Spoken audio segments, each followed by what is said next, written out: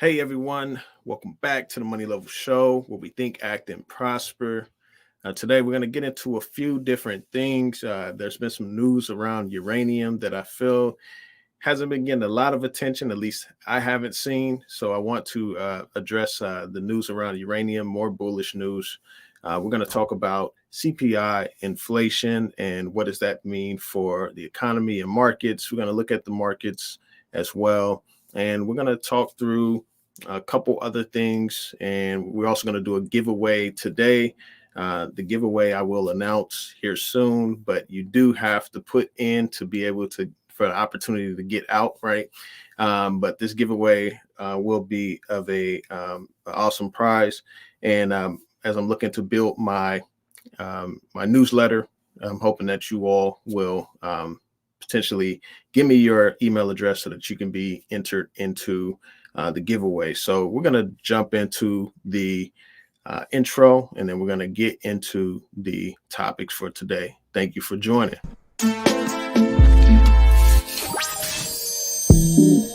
Think. Act. And prosper.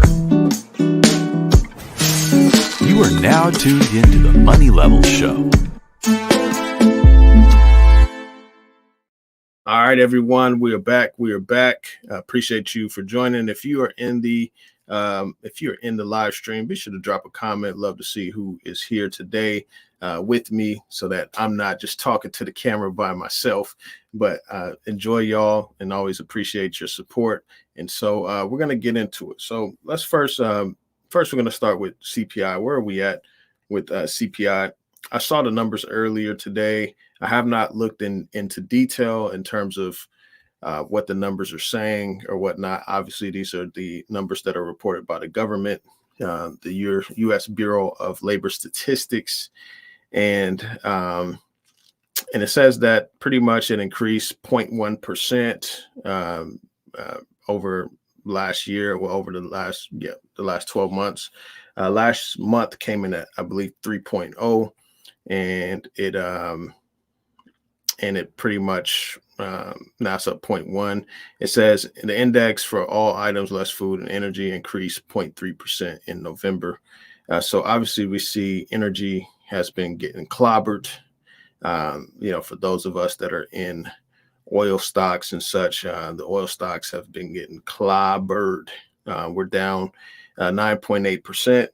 And I mean, the price of oil does follow, usually if we're in a recessionary time, the price of oil does decrease. And so, I mean, there's a lot of other factors that play into this. I mean, you have the job numbers, all these different things, right? But, and then you have supply and demand, right?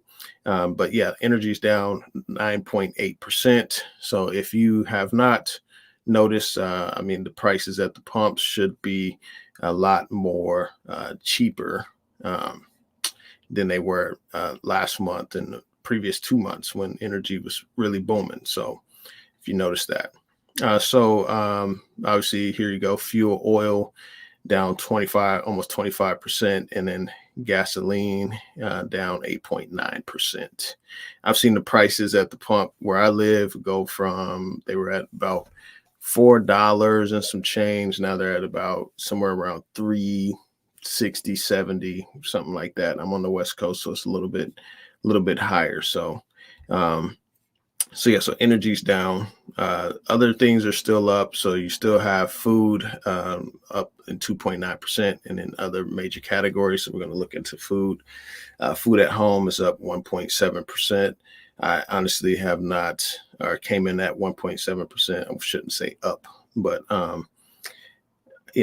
haven't really experienced a reduction in food prices. I don't know if you all have or not, but that's where food is allegedly at. And then food away from home is up is at 5.3%. So yeah, so you can get into like the weeds of this. I mean, obviously, all items, less energy. So let's see, shelter continues to increase. This is at 6.5%, and then transportation services is at 10%. So those are the inflation numbers. I mean, they're still hovering, they're above the Fed's target. The Fed's target is 2%. We were under 2% for a long time. There's a lot of talk about inflation coming down and then having more spikes and such because of supply. And so, which we can look at some charts for that. But yeah, we'll go ahead and jump over to some of the stocks and how the stocks are doing. But that is the consumer price index. All right, so we're just here at Yahoo, and I'm just pulling up another chart really quick. And we're going to talk through what are the stocks doing. So let's go ahead and look at that. All right. Okay, that was not what I was looking for. Hang on just one second, y'all. I think this is what I'm looking for. All right, cool. Yep. All right. So as we look at the stock market, the market was down when it first started, when it first opened. I mean, you could see, the NASDAQ, opened up lower, and then it started shooting up after the inflation numbers. So usually what happens in the markets is people wait for those inflation numbers to come out before they really start to deploy capital, or they're trying to figure out what is the market going to do. Is the market going to drop? Is inflation going to come in higher to where the Fed may have to stay tighter for longer or raise rates again? All those things play a role in it. So as you can see, this crude oil straight plummeted, right? I mean, if you're looking on the day, it's down a few bucks. But looking at the last 6 months, I mean, we went from June, we were at 67, went all the way up to, we kissed 95. We didn't close at 95. I think the highest we closed was 93. And now we're back down to 68. So if you are bullish oil long term, this is a opportunity for you to be able to buy low and while things are a little more cheaper. Appreciate you, JT, coming in. Hey, I'm off work today, so I'm able to be here and do a quick live stream. I haven't uploaded in about 5 days, so I'm happy to be here. Doing some little changes in my setup as well, so you're gonna see some changes there as well. So I'm excited. Good to be here with you, and my guy Cito. Appreciate you. Appreciate the salute. Appreciate you chiming in. So the price of oil has definitely been plummeting. So if you were to look up specific stocks, let's see, let's go to an Exxon. So Exxon, obviously, in June, it was at about 101, popped up to about 120. And then now we're looking at, it's down to about 98, 99. So you can see, they're cheap. They're cheaper than where they were, it's arguable whether they're cheap or not, but just sometimes that's depending on how you value stocks and pretty much how much capital you have to invest. But as you can see, Exxon popped and then it dropped. So that's one way to look at oil. Uranium stocks have been getting some. They've been kind of leveling off. Some of them have been cooling down. Obviously, we've been in this trading range. October dropped and it popped back, and so we're just kind of in this range here. If I were to draw a chart, I would probably draw a flag, a bull flag. It looks like, or it could pop out more. But we'll see. And once we get into the uranium news, you'll see why I am more bullish. JT, appreciate you coming through. When I'm done here, I'm sure I'll jump on with you. So that's uranium. Obviously, this is a stock that I've been looking. This isn't financial advice, but this is a stock I've been piling into. Franco-Nevada. They're the top gold and silver royalty company, which gold and silver royalty companies are the least risky. They don't have as much risk as the mines themselves have.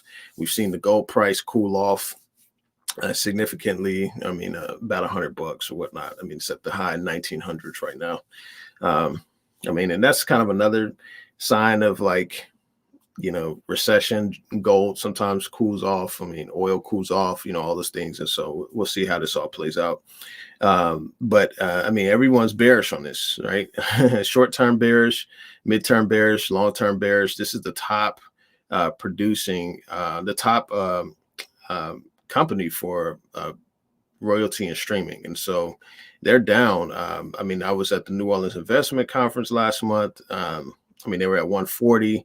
They dropped to 130, popped back to 140, over 140 again. And I remember we were at the conference, which was around this time. It was the beginning of November. I got there November 1st. And I remember some of my friends telling me, hey, have you seen Franco Nevada? Because like a lot of the brilliant minds in the space talk about this being a top company. They dropped significantly to $119. I did a short-term trade on it. I bought here and then it popped up. I sold. And then I just got out of it. And then a friend of mine texted me it again recently when it popped down to about 107. So I started averaging in. Now it's at 103.80. So, and what's the issue? What's happening here is the jurisdictional risk. I mean, obviously, Franco Nevada isn't a miner themselves, but they finance mines. So they put the capital up front for mines to be able to produce and drill and all these different things, right? And there's been some issues with Panama in one of their projects. And so, I think it's right now it's a lot of fear in the market. I mean, everyone's bearish, right? But this is still the solid company, the top company here. And I don't think this one project is going to bring them down unless they have like a huge, significant amount of money invested there. But that's kind of what I think. So Franco Nevada. So those are just some of the stocks that I've been kind of nibbling with. I mean, if you're not into the natural resource sector, there are some value plays. I mean, obviously, Walgreens, this is a huge value play. I mean, they have positive earnings. I have to go do a deeper dive into their balance sheet, but I mean, they went down to $19 on the end of last month. If you look at over the years, I mean, Walgreens have just been getting plummeted, right? Well, not plummeted. I shouldn't say that. I mean, they've been around for a while, but they had this big run up in the 90s, and then they've just been down. But this is a value play, so this isn't something that I'm expecting to. Oh, excuse me, y'all. Sorry about that. This isn't something that I'm expecting to rise significantly. And what I mean by that is that they pay a solid dividend on this company. So when I'm looking at, Walgreens, they're paying. Let's go ahead and go to the my bad, y'all. Let's see. Let's go look it up here. Walgreens, I think they're paying about a 7-8% dividend, 8% here, as you can see, 8.35%. So, yeah, I mean, they're a value play. I mean, it says they're overvalued, but who knows when the last time they did this analyst report. I mean, because they've been getting plummeted since then. So Walgreens was a value play that I'm into. I'm also into Cheesecake Factory. This is another value play that I'm into. Dividend isn't as high. I mean, it's 3.24%. But as you can see, I mean, PE ratio is fairly okay, 18. Their earnings have been pretty decent. I mean, we saw the inflation data of eating out, right? It's still pretty high. So when you're looking at Cheesecake Factory, I mean, they dropped from $42 pre-pandemic, dropped down to $15, rose all the way up to $63, and now they're at 32. So that's another value play that I'm into. However, this isn't financial advice, but just wanted to give you all give you all that take there. So Daniel popped in. I think that is the bottom on Franco.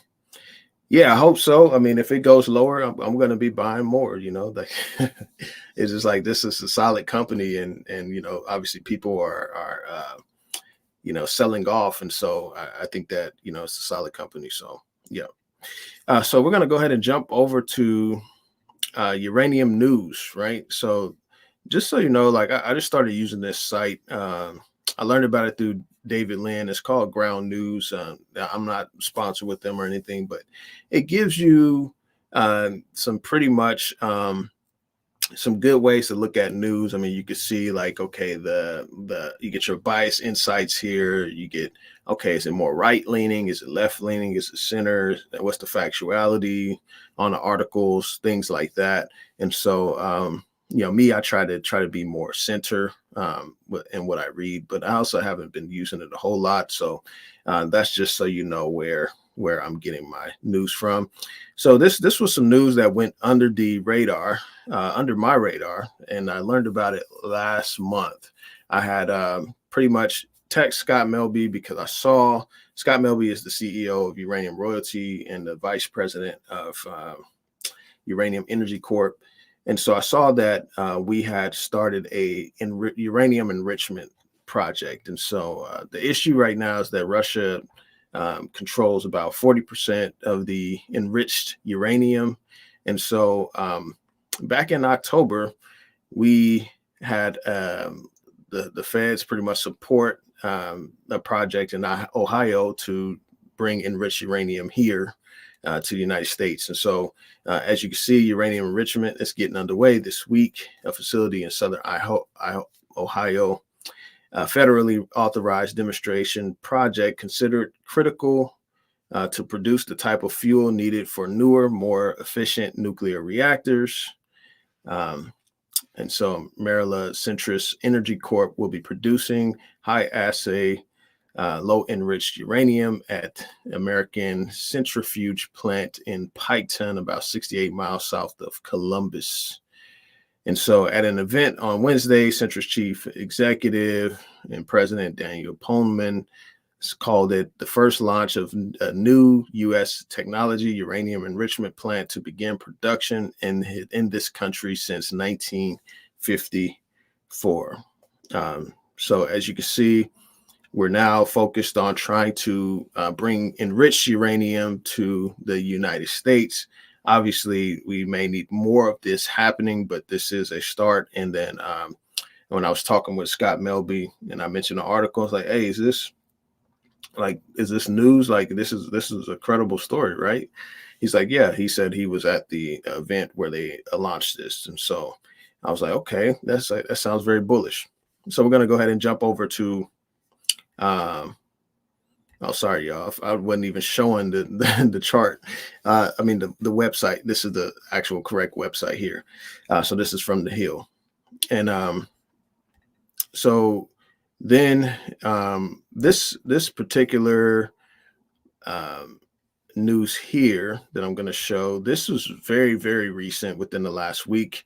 This is the House passed a bill, approves a measure to bar Russian uranium imports. And so this is very important because Russia, I mean, I keep saying Russia, I'm just fumbling over my words today, but Russia controls a lot of the market for enriched uranium. And now the U.S. House of Representatives passed a bill banning the import of Russian uranium. So this is going to be pretty interesting moving forward. I believe it's even more bullish because it means that we have to secure our own supply, bring our own supply online, do our own enrichment, all these different things, which is ultimately bullish for uranium. So we're just going to jump through this article here on the Hill. So House passes bill barring imports of Russian uranium for nuclear power. The House on Monday passed legislation that will bar imports of Russian uranium for nuclear power plants. The measure was passed by a voice vote with bipartisan support. The legislation would make it illegal to import low-enriched uranium, which and using nuclear fuel 90 days after the bill becomes law. So it makes it illegal to import it from Russia. And as we saw in the last article, that they are trying to, Centrist was trying to do their own enriched uranium in Ohio. So obviously, this will put a lot of pressure on our government to be able to produce more. So this should, I don't know when this goes before the Senate, but the House already passed it. So it allows for the prohibition of to be waived, however, if there aren't other viable sources of uranium to sustain nuclear reactors. Okay, so if there aren't other viable sources, then the prohibition can be waived, which is interesting. Okay, so the majority of uranium that powers U.S. plants is imported, and about 12% of those imports came from Russia in 2022. So 12% of our uranium, enriched uranium, is being imported from Russia. One of the most urgent security threats America faces now is our dangerous reliance on Russia's supply of nuclear fuels for our nuclear fleet, Rogers said, adding that the war in Ukraine intensified the issue. And so, yeah, this is pretty self-explanatory. The combination of banning imports of Russian uranium and investing in domestic capacity will provide private industry with both the certainty and incentives it needs to invest in the nuclear fuel supply chain. So, I mean, they're trying to bring more.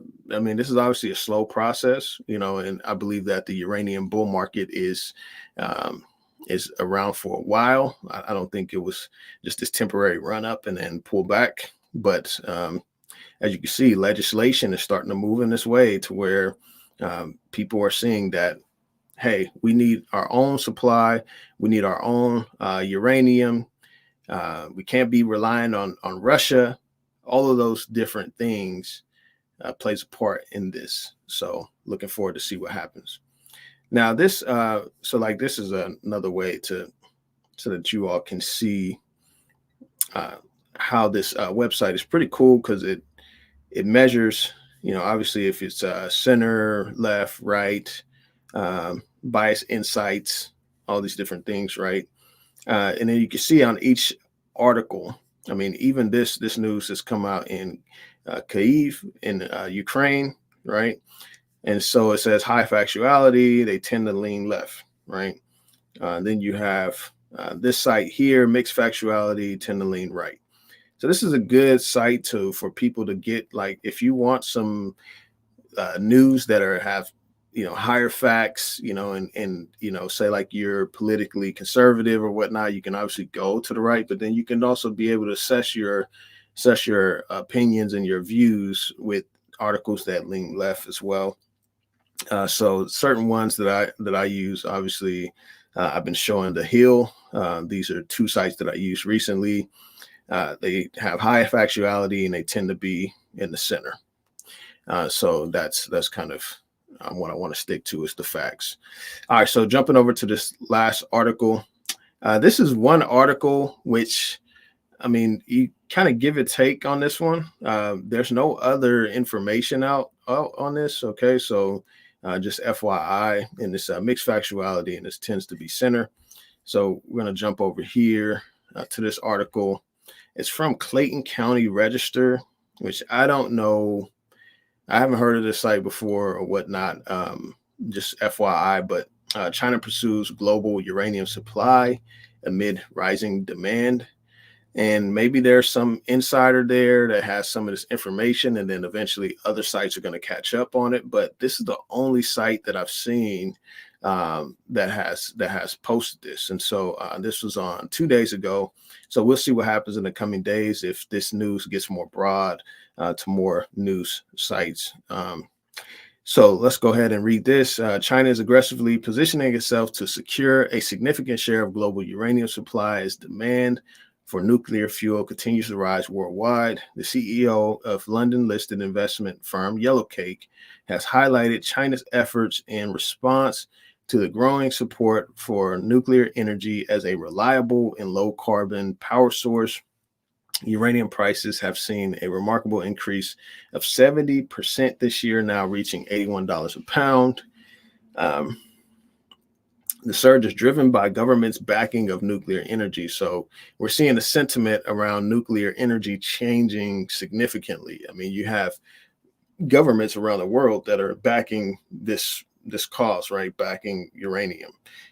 And so that's one thing we have to take note of. And the recognition of it as potential as an alternative to carbon intensive power generation methods. China's pursuit of greater share of the uranium market is seen as a strategic move to secure long-term and stable supply of fuel for its expanding nuclear energy industry. With global demand on the rise, China aims to reduce its reliance on imports and establish itself as a major player in the uranium market. And China's building quite a few reactors right now as well. So, and for those who want to know, these links are in the description below this video. I included the links there if you want to refer to them as you do your own due diligence as well. This push comes as part of China's ongoing efforts to transition to cleaner energy sources and reduce its dependence on coal. The country has been heavily invested in nuclear power and aims to have 70 gigawatts of installed nuclear capacity by 2025, up from the current 50 gigawatts. And so this article, I mean, obviously seems like it came from an interview. There's a disclaimer here. This information presented in this article for educational purposes only. So it must have been an interview with the CEO of Yellowcake. That's what it sounds like, because it seems like that information came from this particular interview. So those are the pretty much the news on uranium that I had to share. And so just really quick, I just want to jump back here. I was talking about inflation numbers earlier. This is just a historical chart of inflation. And so you can see, I mean, it goes from, this was, goes from 1% to 2%. Then you get 12%, 18%, 20%, 14%. I mean, this was pretty significant, and some major things happened during this time. I mean, you had the Federal Reserve come into play. I mean, it was established, a few years earlier. And then you also had World War I, where governments spent a lot more money on financing war. And that's pretty much what that inflationary times came from. But as you can see, it doesn't just go up in a straight line and stay up. It does come down. I mean, right now, obviously, 1921, it came down. Then you have the 1929 banking crash, right? And the Great Depression, inflation, they had significant deflation, 10%.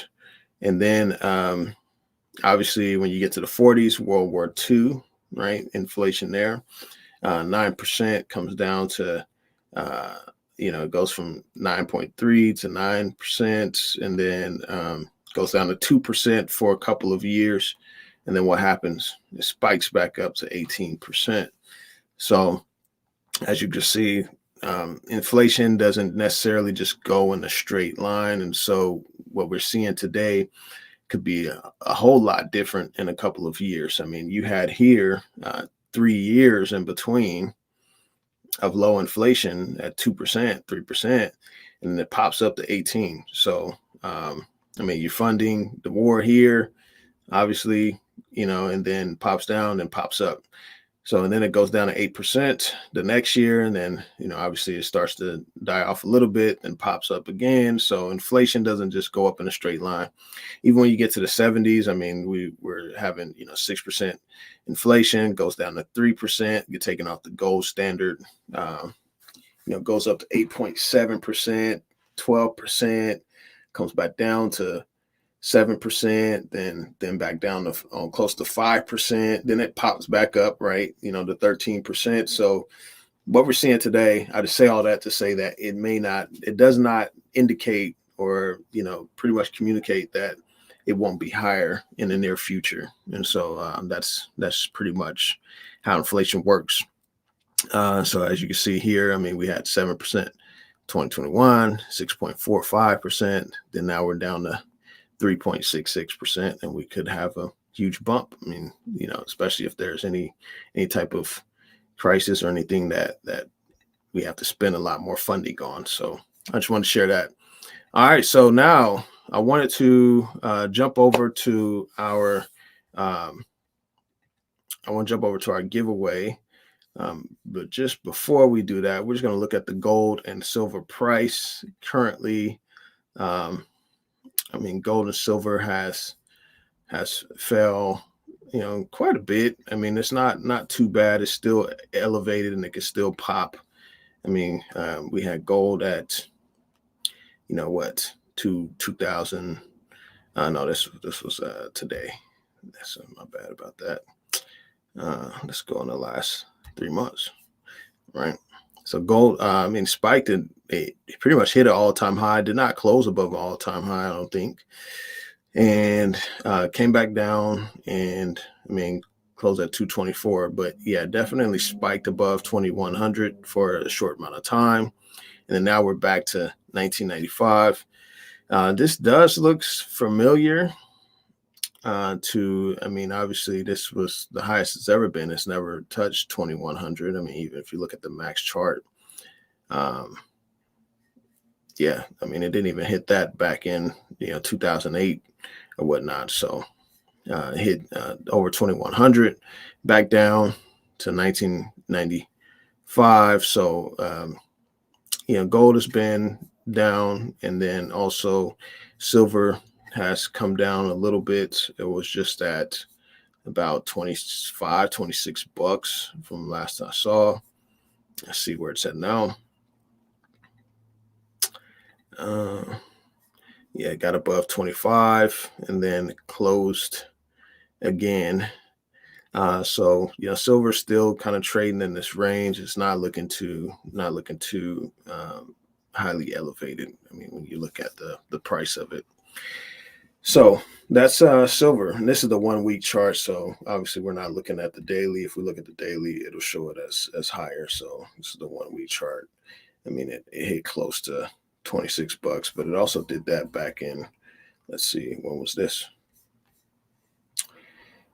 The banking crisis, I believe. Yep, a little bit after the banking crisis, silver hit above 26 bucks that time. Then came down. I mean, went down as low as 20 bucks and then spiked up to 21. Now it's back to 23. So I just wanted to look at that. So this is a giveaway that I'm gonna do. This is a necklace courtesy of a good friend of mine, AG Stacking. As you can see, I have my silver necklace on right now, the prayer hands. This is a silver necklace. This is a 26-inch, 8-gram silver rice chain. So this is what I'm going to be giving away today. And in order to enter into this giveaway, what I need for you all to do is I have left my email address in the description below. It is called the Money Level Show at gmail.com. I'm going to go ahead and put that on the screen here so that you can send me an email. Pretty much what I'm trying to do is start building my newsletter that I want to start sending out, just giving some brief news to the people and such throughout the week. And so you can email me here to subscribe for my newsletter, and then I'll enter you into a contest to win this silver. Let's put it up closer to the camera. The silver chain. I almost said silver gold chain. That would have been heck of weird. I'm sick, y'all. I'm getting over a sickness, so that's why. But yeah, so I'm gonna be sending that out to whoever sends me an email, enters into my newsletter, and then I will be doing a drawing, which I will show you all the drawing, and you will have a chance to win a free silver necklace. And so As you can see, I mean, these are some nice pieces. Some people look at me and they're like, man, how much that cost? Like, I remember I was at work one day and the students were kind of looking at my necklace, and they saw it looked kind of shiny and blingy and stuff. And I'm like, yeah, this is silver. I actually had my bezel with my Libertad in the bezel. That's what I had on it. And so they were able to see it's a way that you can wear value. You know, obviously it's not as expensive as gold or platinum, but you can be able to wear value around your neck, whatnot. Obviously, my guy JT Coin Rings, he does silver coin rings that you can purchase off of him as well. But this is a way that you can store value and continue to just hold. I mean, like me, like I've sold metals, I've sold bullion, but I've never sold any of my jewelry. You know, so it's kind of a unique way to store value, to where like you're like, okay, yeah, I don't necessarily feel like I need to sell my jewelry, but at any times I have a huge amount of bullion or coins that I don't really feel like I need, I would sell some of those sometimes. So but yeah, so be sure to send an email to the moneylevelshow@gmail.com, opting into my newsletter, and I will be running the giveaway probably in the next 2 days, day or two. So be sure to get that email over. Want to build a subscription base for my newsletter to be able to offer additional services. And so I just want to thank you all for joining me today. Hope that you all are having a blessed day, having a blessed time, and we will talk to each other soon. So be sure to send that email, and you all take care. All right. Peace.